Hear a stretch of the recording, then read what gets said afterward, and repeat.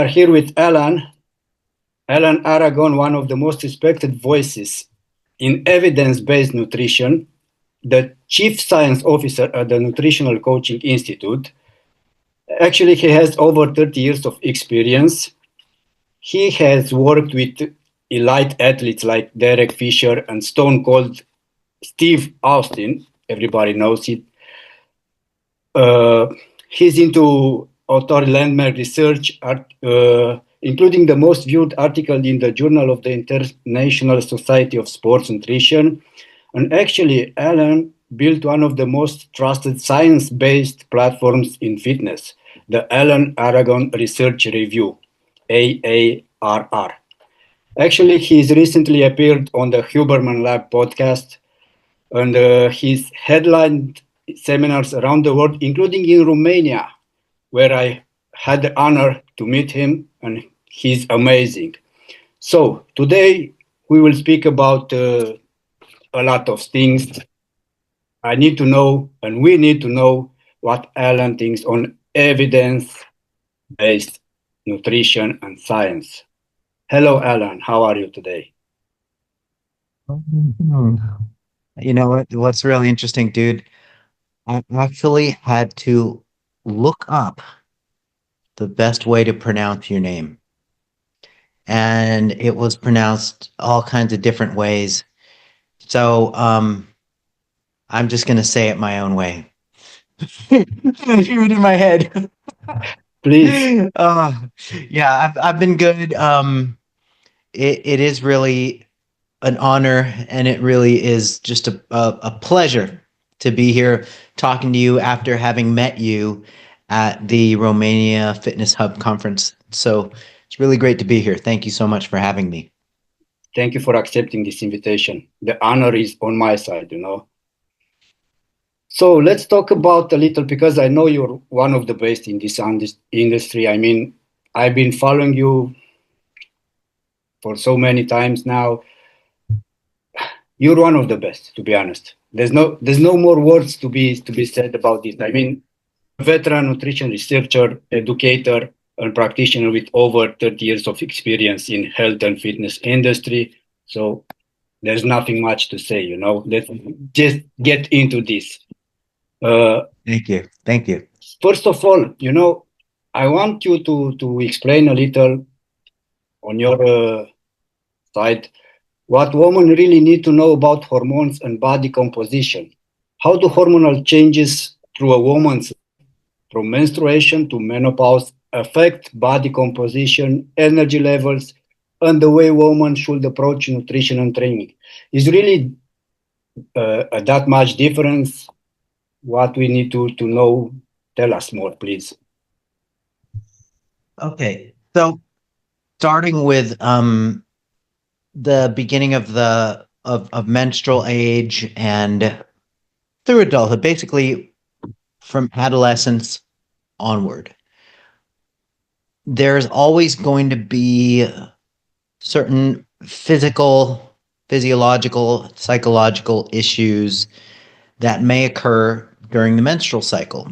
So during the monthly cycle, um, the follicular phase, which begins at the first day of a woman's period and continues through ovulation, which is roughly 14-ish to sometimes 18 days. During that time period, there can be a slight decrease in exercise performance. And this has been investigated in the research literature, and this has been somewhat of a consistent finding. But even though that this performance decrease happens, whether the magnitude of decrease is significant enough for us to program completely differently for the follicular phase, that is what's debatable and that's what's doubtful, because in the literature this performance decrease is probably too small for us to say, okay, we need to train completely differently during certain phases of the menstrual cycle. So however, with that said, it's been my personal observations with female clients and female athletes that there's just a natural change in energy level and mood and food craving levels in and around the menstrual week. So during that time period, like roughly 7-ish days out of the month, women are going to have higher cravings, lower energy, more lethargy. They get tired a lot more easily. They're a lot more hungry. And so I think that during that time, it's not optimal to strive for personal records as far as athletic performance goes. And so it's so the good news is we can look at that the menstrual period as a time in the month for women to just kind of pull back on their training efforts, kind of reduce their training efforts, and not necessarily fight their food cravings. So every individual has different types of cravings during that time period. Some women crave more savory foods. Some women crave more sweet types of foods. Some women crave both. I think that women are often told that they have to train a certain way or eat a certain way during different times in the month. I personally think they should just listen to their bodies and kind of go with what their bodies are telling them to do.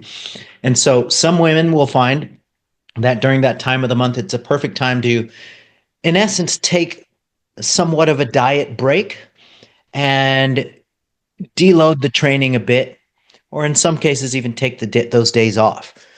So I think that that is the extent to which we need to adjust for changes that happen during the menstrual cycle. And so the other part of your question, Valentine, about when women approach menopause and then they're in the perimenopause period, or what's sometimes called the menopausal transition, sort of this time period that lasts a few years before menopause up until the final menstrual period, which would start the beginning of actual menopause or postmenopause. It usually starts in women's early 40s to mid 40s. That's when premenopause starts, is in the 40s. The menopausal transition typically lasts between women's mid 40s to mid 50s. And so menopause usually happens like in the mid 50s. And there's a concentrated period a few years before menopause that women tend to experience adverse changes in body composition. And it's during that time that there's a lot of, I guess, a lot of claims and a lot of misinformation that gets put out. And there's a lot of fear mongering, a lot of scaremongering. And what's popular currently is putting out the idea somehow that menopause is a disease, some sort of inevitable disease that women just run into in midlife. And I really hate that perspective. I really hate how there's a lot of people who are just telling women in general that they are doomed to all kinds of insurmountably adverse experiences through the menopausal transition. I think it's not a healthy thing to expect that and anticipate that. I think it's fine to anticipate and be ready for certain changes and certain challenges, and those being the things that almost everybody knows about, like hot flashes, um, joint pain, sleep disturbances like poor sleep, mood changes, mood fluctuations, and things like changes in sexual health, in some cases vaginal atrophy, and of course there's the famous menopausal middle, where body fat accumulation is skewed a little bit more towards the central or abdominal part of the body, rather than the peripheral parts of the body.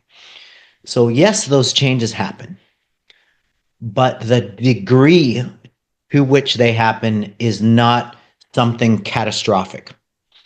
And it happens to greater magnitudes in some individuals and lesser magnitudes in other individuals. But you know what? Everybody freaking survives it. Not everybody needs to immediately think, okay, as soon as I turn 40, it's time to go on hormone replacement therapy.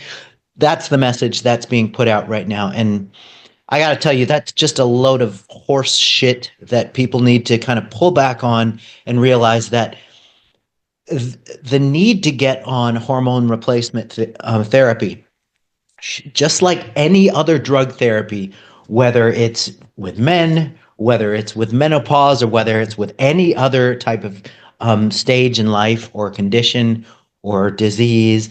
And I'm not saying menopause or andropause are diseases, these are just different life stages. The use of medication should be individually assessed. What I don't like seeing in the fitness and health space is the claim being made that everybody needs to get on hormone replacement therapy. Because you know what? Some people don't, and some people do. It shouldn't be universalized. It's like telling men the minute you turn 35, time for it. 200 milligrams a week, buddy. For everybody. And that's not true. Some men will benefit from it and some men will not need it. And the same thing goes with the female side of that issue. Medication use. People don't like to say, they don't like to use the word drug. I once commented on a post on, I think it was on Instagram, and we were talking about the topic of hormone replacement therapy during the menopausal transition. And I said, yeah, not everybody needs to go on to get on drugs. Not everybody. Some people do, some people don't. And then somebody came in and said, look, you're painting it as something negative by calling it a drug. Well, it is a drug, bro. Yeah, yeah. Let's just call it what it is. It is a drug. And I think anytime that you get on a drug, it should be determined, like, for example, testosterone therapy or estrogen therapy or any type of hormonal therapy should be determined by two things, okay? Symptomology, okay? And also the trend that the biomarkers are going over time, trend over time. So if there is an adverse trend in your normal levels of the hormones, okay, that is a red flag that might indicate you may need to go on hormone therapy. If that adverse trend over time is concurrent with adverse symptomology, well, then you have a really good reason to get on drug. So Yeah. that's my general feeling about those kind of things. One more thing, if I may add, Please. the changes in body composition during the menopausal transition. There's this idea that everybody puts out that body fat is just going to pile onto women's midsections at alarming rates. When in reality, when you look at all of the research together, the range of body fat that's gained during the entire 4 to 8 year menopausal transition, somewhere between about 1.6 to 3.0 kilograms in total. And so that is the reality of it. The loss in lean body mass during that time, usually less than 2 kilograms in total. But and keep in mind, this is research on the general population of women who, just like men in the general population, you're looking at sedentary lifestyle combined with poor eating habits. And so people who are in the fitness lifestyle, people who are training, people who are conscious of diet, they will have even lesser adverse changes in body composition. Now, it's different with every individual, of course. But one thing that's rarely talked about are the psycho social and environmental challenges that happen in midlife. People in their 40s and 50s, they have elderly parents who are sometimes ailing, and that adds psychological stress. Sometimes they're trying to take care of their parents at the same time as they're trying to put their kids through college, at the same time that they're trying to deal with their boss or their career or their lack of career. And so all of these things can combine to drive certain pathological behaviors, like turning to different substances to medicate and deal with the stresses of life. And these things hit their peak in midlife. You have stresses from above and stresses from below and stresses from all over the place. And so this makes it very difficult for women during the menopausal transition to prioritize a fitness program. So Mhm. so there you go. That I know I went on for a long time with that. No, no, it's amazing. So, bottom line, they should listen to their body. Yeah, I mean, it's Yes. not that different. N- Not many changes in the workouts, in the dieting. Maybe fine tuning, but listen to your body. That's the whole idea after all. Yes, absolutely. It's almost like with pregnancy. Mm-hmm. Some women will crave fruits all day long. Some women will crave hamburgers. Don't fight it. Go with what your body is telling you. Um, and yeah, I think that Mother Nature designed women really ingeniously in the sense that their bodies do kind of tell them what they need. And as long as women listen to their bodies and don't listen to gurus online, take the gurus with a grain of salt, then they'll be much better off. Yeah, thank you for that. So, Mm. another question will be longevity through nutrition. What really matters? I mean, what does the science say about the most effective long term nutritional habits for women and men also who want to live longer, healthier lives, especially after 30 years? Okay, so there's a few main components, and it's relatively simple. Maintain good body composition, and this has to do with your energy balance and your nutrition through the life stages. So maintaining good body composition, meaning maintain enough muscle mass and not an excess of body fat. So statistically, men are healthiest somewhere between roughly 10 and 20-ish% body fat. Women are healthiest roughly between 20 and low 30s% of body fat. And if that can be maintained by whatever means that whatever means necessary, then that's a big step. The maintaining of enough physical activity, and that sort of ties in with maintaining good body composition. So training should have a resistance training foundation, and it also should stimulate cardiorespiratory fitness. Um, Nutrition factors in longevity are achieving enough protein and total calories, as well as complete micronutrition, with no extremes in going too low in dietary fat. And then, of course, you can also add, well, make sure the quality of your macronutrition is good. So protein quality, that can be important, but it's the weird thing, Valentine. I want to say Valentin. In my head, I have Valentin, but I looked it up. It said Valentine. Okay. So the weird thing about protein is that protein quality doesn't matter as much as we once thought. Like with protein quality, we think of the high quality sources being meat, fish, poultry, eggs, dairy, and protein powder, things like that.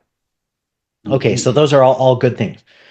However, even things like legumes, beans, um, beans, lentils, pulses, beans, peas, lentils, those sort of things.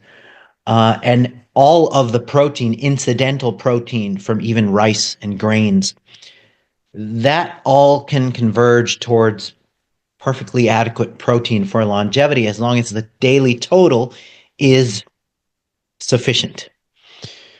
So, carbohydrate quality matters for longevity in the sense that it's possible to consume a body of carbohydrate that lacks fiber, and then you simply don't have this association with the reduction of chronic disease risk. And with dietary fats, quality of dietary fats matters just like quality of dietary fiber. So, dietary fats, um, we mainly want to concentrate on foods like extra virgin olive oil, avocados, nuts, seeds. And while it's okay to have things like butter, lard, and beef fat in the diet, we actually do need to moderate and even minimize those kinds of fat if we want to increase our chances of not being overcome by cardiovascular disease.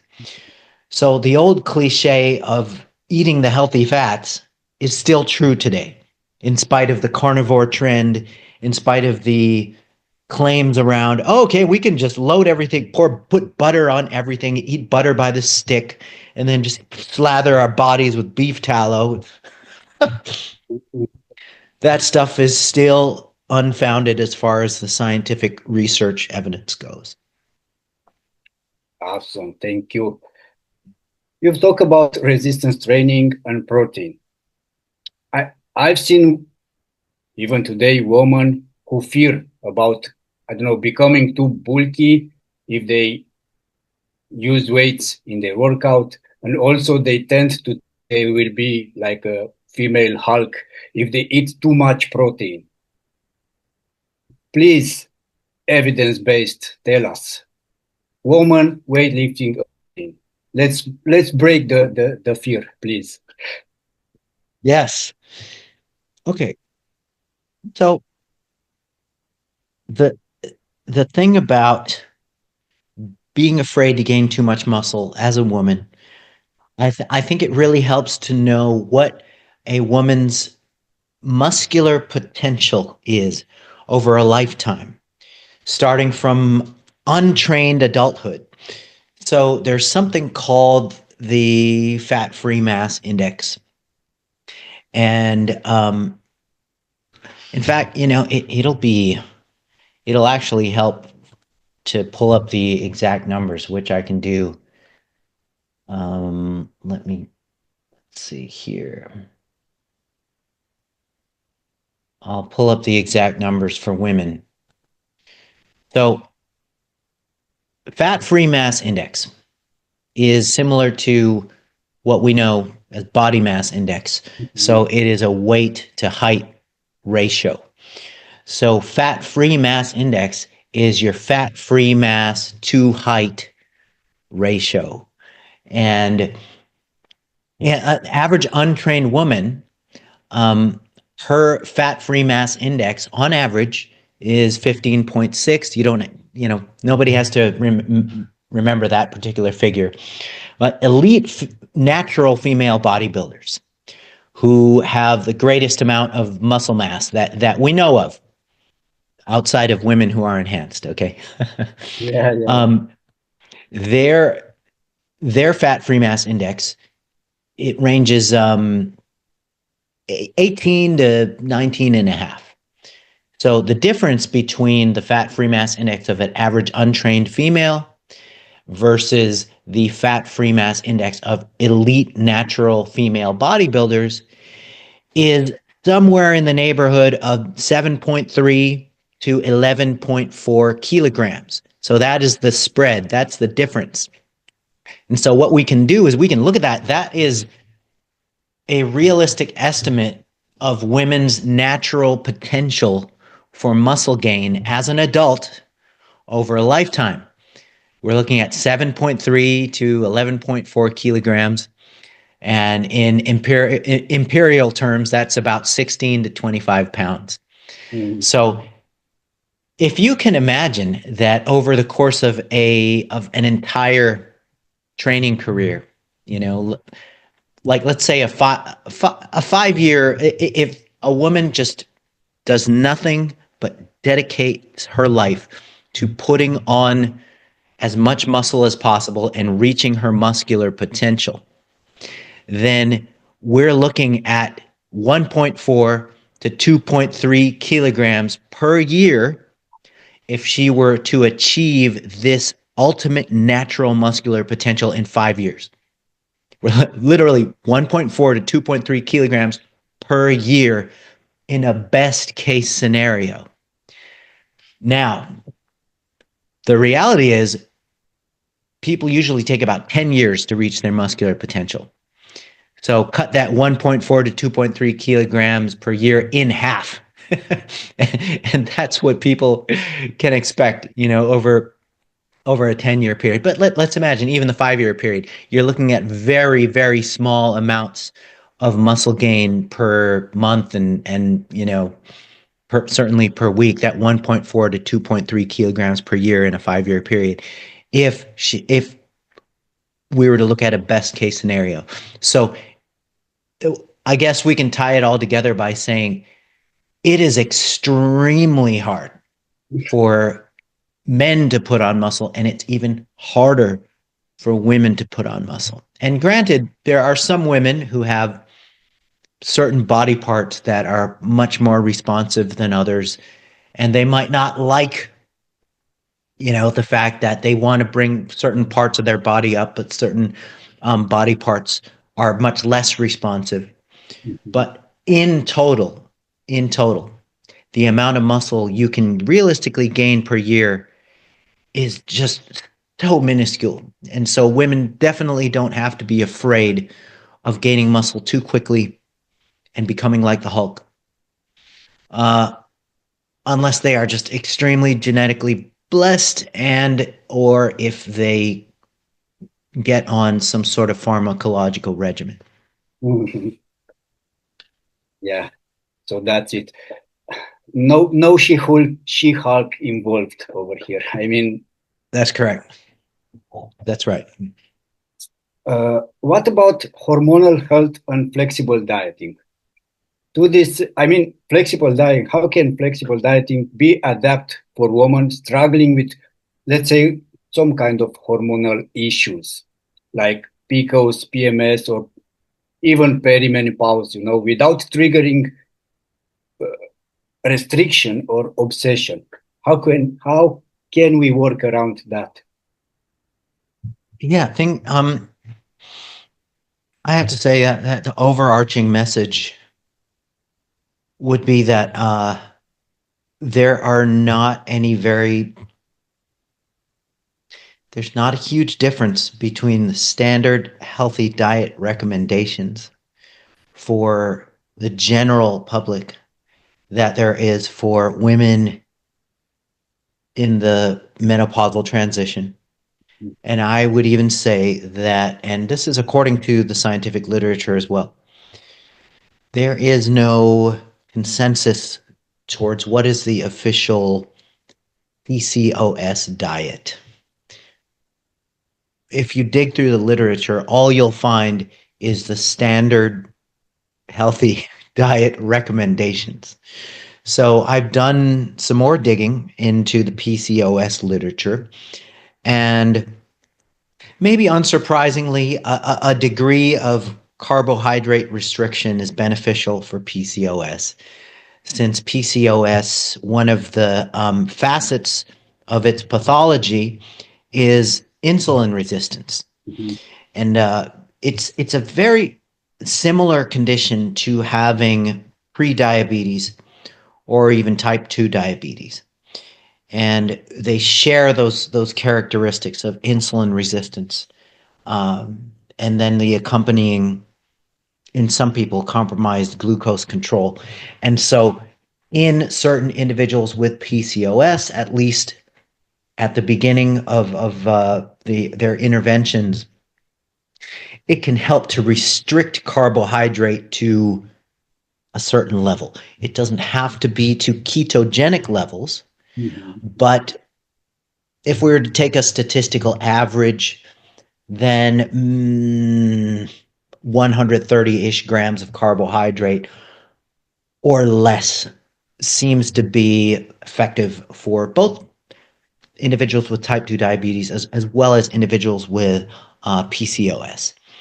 And at a certain point in somebody's journey with managing PCOS, then they could consume just as much carbohydrates as their normal metabolism counterparts, but potentially at the start, then a certain level of carbohydrate restriction can benefit PCOS um, uh, individuals. But you won't necessarily find that recommendation in the literature because we just don't have enough data Mhm. showing that there are special effects with special dietary interventions for PCOS.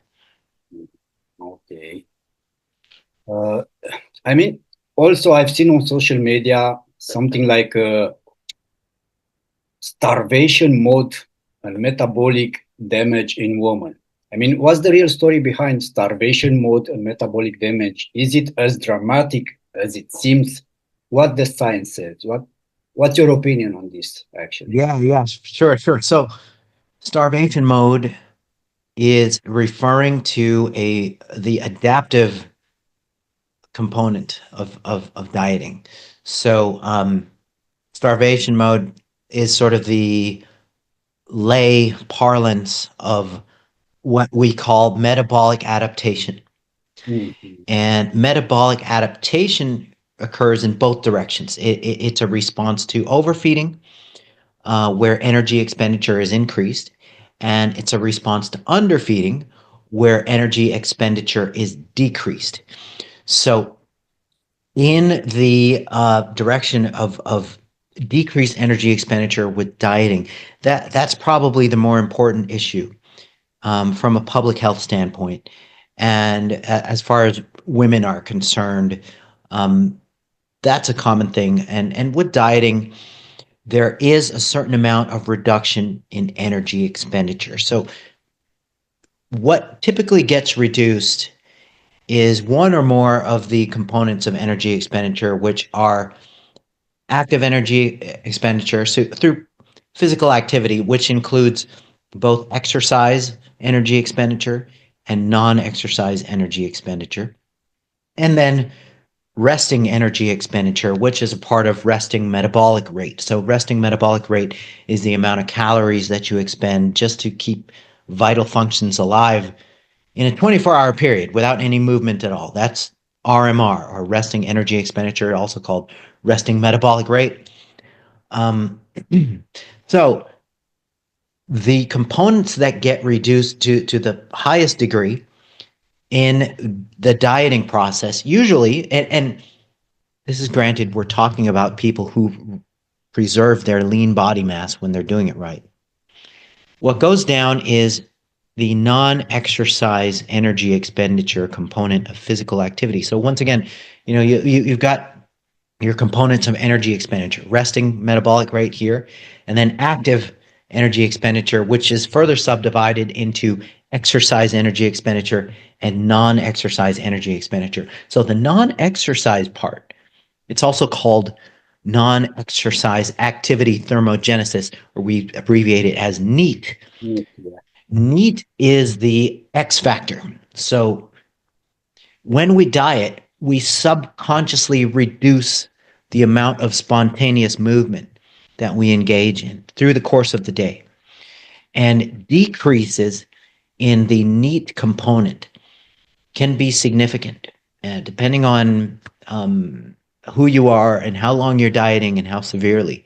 So we're looking at hundreds of calories that you are no longer expending during the course of the dieting process. depending on how much you drop neat.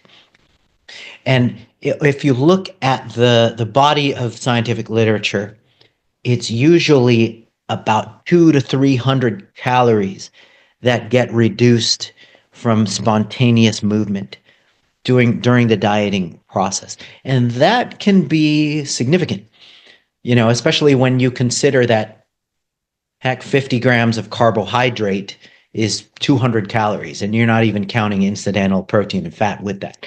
So if you can no longer consume 50 grams of carbohydrate in your diet because you lost that metabolic leverage, then that can be significant. Um, and so that's the main thing that I want to say about, in quotes, starvation mode.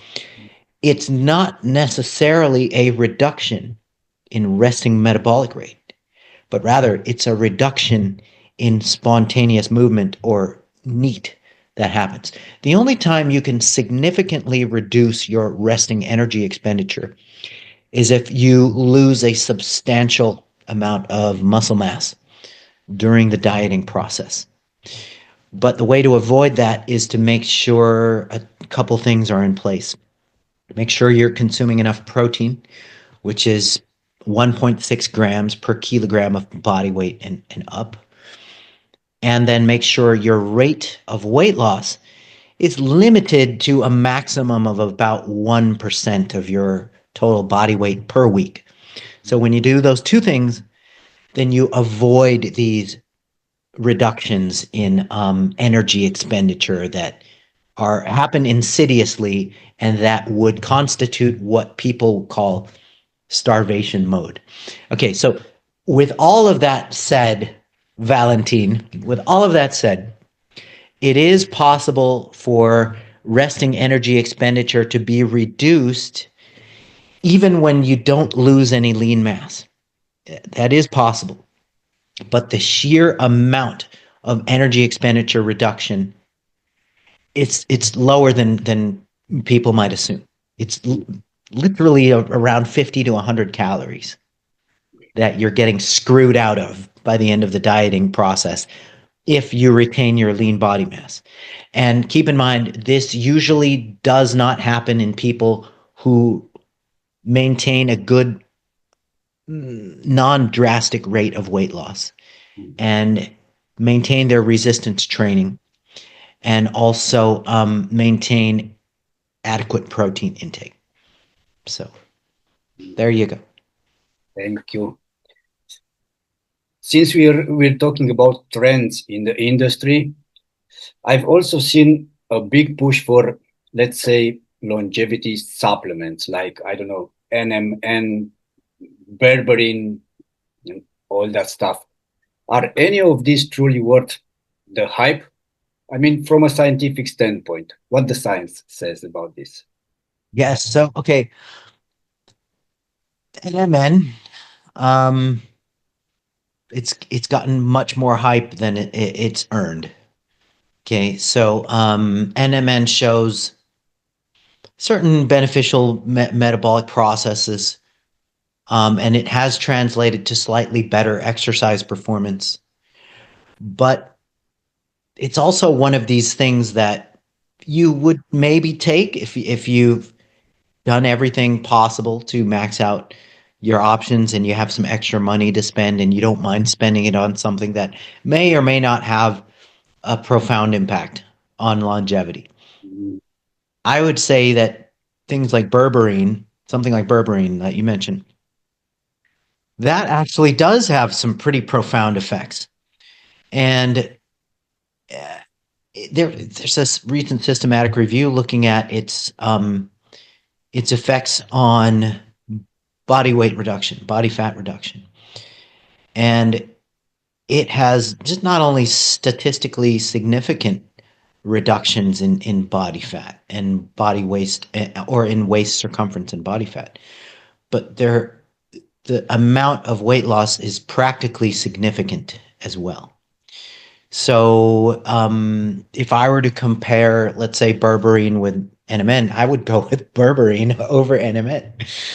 Um, As far as supplementation for longevity goes, I would tend more to look at how can we achieve complete micronutrition, achieve complete essential micronutrition.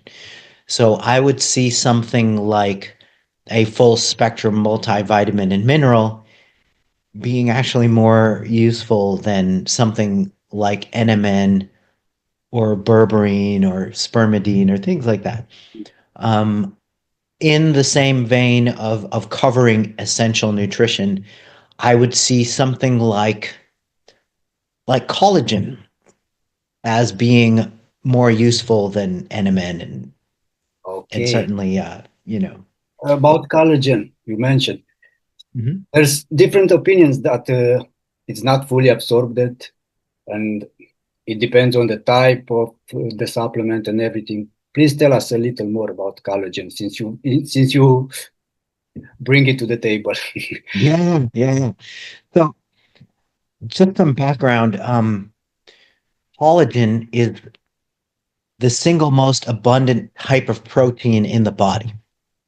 So about a third of all of our lean tissues in the body are made of collagen.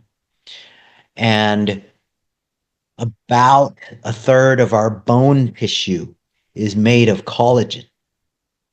So there is such an abundance of collagen within the human biostructure. Yet there's barely any freaking collagen in our diets. Okay. Unless you're somebody who eats like a carnivore, nose to tail, all the cartilage, all the joint tissue, all the connective tissue, all the skin, unless you eat like Tarzan. It's very rare for people to have much collagen in the diet. And think about it this way: nobody has any problems with consuming calcium to make sure the skeleton is healthy. So it doesn't make much sense when people really sort of push back against the idea of getting dietary sources of collagen to make sure that the bones are healthy when the bones are one third collagen. Mhm. So, and combine that with the fact that collagen is usually very scarce and very minimal in our dietary intake. So, all you're doing with collagen is providing the body the raw materials to create the structures. And I know that there is some opposition about bioavailability Mhm. of collagen. But the interesting thing about collagen is that it resists complete breakdown or complete hydrolysis, and collagen fragments actually make it from digestion into the bloodstream and into the chondrocytes or the joint cells. And this has been tracked with isotopic tracer technology. And not only that, but you can't merely say that protein like collagen is the same as a protein like whey. So while whey might have superior support for muscle tissues, it certainly does not have the key elements that collagen contains to support things like joint, skin, hair, nails, that sort of thing. And that's because collagen has significantly more glycine, and these are amino acids in collagen, glycine and proline, and an amino acid called hydroxyproline. So hydroxyproline is virtually absent in every protein in nature or every protein that we know of except for collagen protein. Mm. And so hydroxyproline is a key element that creates the so-called triple helical fibril structure of collagen that makes it a unique structural protein. And you simply cannot say that, well, the body will just take collagen, break it down to its constituent amino acids, and the amino acids will get shuttled to wherever they're needed according to the homeostatic need of the body. Well, no, that's not true. Once again, these collagen fragments or these di and tripeptides, they do make it into the chondrocytes as tracked with radio labeled technology. And so collagen is different than whey, just like whey is different from beef protein or even casein protein. So it makes no sense to push back against collagen consumption. So unless you're somebody who's eating the chicken cartilage, Mhm. or if you're somebody who's eating the connective tissue parts of the animal, nose to tail, it can benefit to supplement with collagen, especially in non muscle lean tissues. Mhm. All the other high quality proteins will take care of muscle just fine. But there's an abundance of, there's several systematic reviews, and there are meta analyses as well on the benefit of even small amounts of collagen supplementation on skin related outcomes, as well as bone related outcomes, as well as joint pain alleviation. And so all of these things makes collagen a very attractive supplementation option for longevity. And so there's nothing particularly special about collagen other than you just providing the body with the raw materials to create the structures that it would not necessarily get in sufficiently optimal amounts in a typical diet. Okay, thank you for that because I've been telling my wife to take collagen, and she keeps on telling me, no, I've seen that and this and that, and there's no absorption and no. So yeah, thank you for that. It was a Well, personal question, you know. hopefully she'll have the patience to listen to my speech, right, my tirade right there. uh, about supplements, what will be, let's say, top three or top five supplements, I don't know, recommended for everybody? I mean, creatine, omega 3, I don't know, you name it. Let's say top five, Mhm. top three, top five. Okay. Um, for general health and longevity, general population, everybody, if we could boil it down to things that most people will benefit from, Hmm. creatine definitely, and creatine is it, there's even a case to be made for creatine to be a conditionally essential nutrient. So in times of stress, in times of disease, in times of injury, um, in times of growth, even in times of gosh, pregnancy, there's a case to be built for that. In times of aging, so creating a so-called pro-energy environment in the brain is achievable with creatine supplementation. So creatine can bolster neurological and brain health as well, not just muscle health. It has been shown benefits on joints and bone as well. So creatine would be one. I am a proponent of a multivitamin mineral because getting the full range of essential nutrients in the diet is usually not achieved by people unless they're consuming an abundance of all of the food groups and in a high net amount of calories. And so it's very common to have for people to have very narrow ranges and narrow food preferences, and also combine that narrow preference range with dieting. So when you combine a narrow preference range or a poor diet with hypocaloric conditions, a multivitamin mineral is not going to save your poor diet, but it can it can fill in some of those gaps inevitably. And there is research to demonstrate the benefit of multivitamin mineral use. So I would just recommend that sort of a cheap, no brainer type of insurance kind of policy. People cannot expect a multivitamin mineral to save their life or prevent the progression of chronic diseases they already have. But it's just a simple matter of covering complete essential micronutrition that I think is a no-brainer to just do it. Just take it. And it's, the upside is there and the downside is virtually absent. And so, yeah, so far we've got creatine, a multivitamin. I think that if you do not consume fatty fish regularly a few times a week, then you can benefit from taking fish oil, or you can Mm. benefit from taking an omega-3 fatty acid supplement. Vegans, of course, they can't do the fish oil thing, so they can do algae or algal oil, or they can really try to load up on alpha-linolenic acid in certain plant-based omega-3s to try to make up the difference there. Even though you and I know that the conversion of ALA to EPA and DHA is very low. Yeah, exactly. Um, and so, okay, creatine, multi, omega 3. Case can be made for vitamin D3, especially in climates where people don't get enough sun. And there's some very interesting research on the muscular benefits, the functional benefits in elderly folks with vitamin D3, as well as omega 3.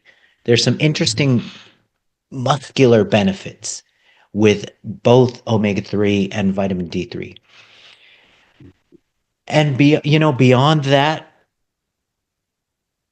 there's not a whole lot you can say that everybody can necessarily benefit from. I personally take magnesium because it's one of these elements in the diet that's very low in general, and it's tough to consume enough magnesium to meet the recommended intakes. So, and magnesium is such a multifaceted, multifunctional nutrient that is essential, and so it's easy enough to just take it. But that's me personally. Um, and beyond that, it's just my own personal bro scientific stuff that I take. I take extra vitamin C as well because I also take collagen, and vitamin C and collagen work together well. I do it. I also do it. So yeah, thank you for that also. I mean, Cool. you just confirmed that I'm doing something good. Oh, good, good. All right. So yeah, let's talk a little about the, let's say, IE powered nutrition apps and let's say, quote unquote, biohacking trends exploding now. I mean, what tools or approaches actually provide value versus all the noise out there? I mean, what's your standpoint on this? I mean, your personal opinion. I think that different apps they can be useful if you're tracking metrics like a step count. If you're concerned with achieving a more efficient cardiorespiratory function, or if you're trying to, for example, lower resting heart rate. Um, there are things people obsess over heart rate variability. I think that it's just fun, sort of a first world obsession that people can choose to engage in. I can take it or leave it. Generally speaking, the biohacking space is filled with a lot of useless stuff, and I'm just not swayed by a lot of it. Um, I think that as long as people are tracking the metrics of just general strength, body composition, sound blood biomarkers in terms of the cardiometabolic health indicators like blood glucose, blood lipids, um, and as long as people are maintaining a good lifestyle that includes good psychological and social health, then I think that's the best that we can do. And I think a lot of the apps don't necessarily capture the measurement of a lot of those things. Mhm. Okay, thank you for that. Let's let's just finish with let's say top three myths in fitness and health that just refuse to die. One will Okay. be one will be, from my opinion, the detox. You need to detox to reset your body or jumpstart fat loss. How true is that? I mean, I agree. I agree. The detoxing thing, and it always it's going to hit us come November, December. That's when all of the detox programs get sold because by then people will have done all of the holiday stuff and they overate and they want to go on a 10-day juice cleanse. Yeah, that's all silly stuff. And if you'll notice, everybody who does a detox cleanse, they do it every year because it never works permanently when they do it. So that's a big indicator that you should ignore the detox trend. mhm, Um, other stupid trend that I'm seeing is glucose spikes. Being afraid of glucose spikes. mhm, That just really bothers me because people are ignoring the fact that human metabolism is designed to handle glucose spikes. It's designed to handle amino acid spikes. It's designed to handle fatty acid spikes. It's even designed to handle alcohol or ethanol spikes. So, thinking that you need to suppress glucose elevations is one of the dumbest things that I've come across because it ignores the big picture of are you consuming too much calories overall in the course of the day? Are you overdoing total carbohydrate in the course of the day to the degree that it's contributing to a low quality of the diet in general if the carbohydrates are of low quality? And are the carbohydrates that you are consuming, are they contributing to an overall total daily or weekly caloric surplus? So that's the only time you would really care about glucose or glucose spikes, is if your carbohydrate quality is low and your overall quantity daily is too high. So, and there's a point that needs to be made about the glucose spikes thing. When you look at the literature on what interventions are effective for improving glycemic control, one of the interventions, surprisingly, is lowering the number of meals that you have in the day for people with diabetes and prediabetes. Now, sure, there is the element of reducing total intake for the course of the day if you reduce the meal frequency. But nevertheless, if you were to have somebody eat 1 or 2 meals a day, then that glucose spike per meal is going to be freaking huge compared to somebody on a grazing pattern. So, looking at short snapshots in time with what happens with single meals, it misses the big picture of what actually matters. And yeah, that whole glucose spikes thing bothers the crap out of me. And let's see, a third trend other than like detox, glucose spikes, a third one, the carnivore diet is pretty annoying too. Uh, the only time that it's not annoying is when somebody engages it when they're trying to do some sort of an elimination diet to figure out which plant food they cannot tolerate from a digestive standpoint or an autoimmune reaction standpoint. They're trying to find out what is the offending food. And so I can concede that having just a meat base upon which to reintroduce foods systematically to find out which foods you cannot tolerate. I think that is a legitimate mhm. approach and a legitimate reason for going carnivore.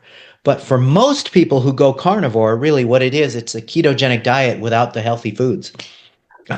Yeah, yeah. And what about the other extreme, the plant-based, the vegan? That's What is honestly, man, that's pretty annoying too. If if it's not positioned as an ideological choice. Mhm. So when I've had vegans try to argue with me that a completely animal free diet is actually healthier than a completely plant based diet. That's not true. And that's evidenced by the fact that you have to supplement a vegan diet in order for it to be on par, nutrient sufficiency wise, with an omnivorous diet. And furthermore, there are certain animal foods that achieve the win win in terms of nutrient quality and nutrient provision that is missing from vegan diets, like, for example, fish, fatty fish. You're Mhm. getting high quality protein and you're getting your EPA and DHA all in one package. Um, Dairy foods, a range of dairy foods. You're getting the greatest musculoskeletal nutrient matrix that we know of in nature, and you're not getting this sort of detriment to cardiometabolic health that with certain dairy foods that you might get from other dairy foods, like butter, for example, is the ghee and butter. They're the two dairy foods that are not necessarily a win-win. They're Mhm. more like, hey, it makes food taste good, don't overdo it type of thing. That's Yeah. not the case with something like yogurt, yogurt and even cheeses. You're looking at biological neutrality all the way to just health all the way across the board. So um, it can be annoying when vegans make the claim that their diet is superior from a health standpoint. Whatever their ideology is, whatever their ethical beliefs are, that's a totally separate thing from nutritional completeness and actual health potential of the diet. Omnivorism, you can structure an omnivorous diet that ultimately and theoretically is healthier than a vegan diet. So vegans would argue against that by saying, okay, I can supplement with this and supplement with that, and then make it on par. Okay, well, you can't supplement with collagen yet. We haven't found a vegan collagen yet. So there's that. So Okay. Yeah. But do we have to eat every 2, 3 hours to keep our metabolism running? That's yeah, yeah, another one that refused to go underground. yeah. There has been both very tightly controlled metabolic studies showing that calorie 24-hour calorie expenditure is identical when you compare diets that are of the same total calories and nutrients. But one diet is fed in 2 or 3 big meals, or the other diet is fed in 6 to 9 tiny meals. Same metabolic effect, same energy expenditure. This has been shown in very tightly controlled conditions, and even in free living conditions and more loosely controlled conditions. The differences in meal frequency have very little impact on body composition. And there's plenty of studies, including a meta analysis that I've done with my colleagues on meal frequency, to the point that we can draw a practical recommendation to eat how you prefer, whether you want to eat 3 times a day or whether you want to eat 6 times a day, as long as the totals are sound according to your goals. It's not going to make enough difference for us to say that everybody needs to eat a Mhm. certain way. Now, of course, there are people who want to eat 1 to 2 times a day. Only a minority of the general population are going to be comfortable doing that. But if you want to do that, you certainly can. Just know that your ability to put on a maximal degree of muscle mass is probably not going to happen at Mhm. 1 to 2 meals a day. You'll be compromising things from a practical perspective as well as a theoretical perspective when we talk about things like muscle protein synthesis and stuff. Great. Thank you. Mm-hmm. So I think we've covered pretty much everything. If there's anything you would like to add, feel free. I mean, anything, or maybe just a really good advice in terms of fitness journey, health, longevity. The best advice you. Uh, I would say as a general recommendation, make sure you follow Valentin Bosiak and his information if you want to get the evidence-based scoop on matters of nutrition and training. Thank you. Thank you. No, but, other than that, it's like everybody's got to be very careful about the information that they come across online. And don't just automatically believe advice because it's said by some sort of doctor or physician or guru who's very charming and charismatic and very passionate about what he's saying. It's very confident and passionate. Man, that's the kiss of death. People just automatically believe that shit. Just be skeptical is the message. Don't just automatically believe stuff you hear online. Thank you. Thank you for You got it. everything. It was an amazing talk, and we got such a great mass of information. Thank you. Love it. Great questions. As with these podcast episodes, sharing them on social media, all the platforms, the minute you share it, they try to suppress it. So we'll try to get it out there. I'm happy to make sure the entire earth hears this interview. Thank you. Thank you for that. For sure. And thank you so much for everything you do, Valentin. I learn from the best. I mean,